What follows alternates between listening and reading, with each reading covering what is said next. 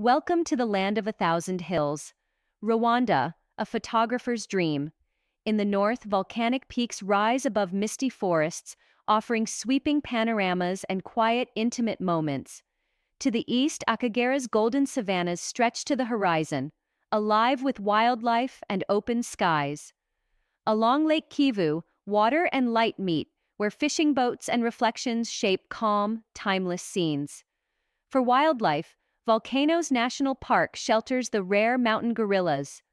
Photograph gently, stay quiet, use longer lenses, and avoid disturbance. Bird lovers will find more than 700 species across wetlands and forests, where patience and soft light reward every shot. Rwanda's soul is also in its people, culture, and market life.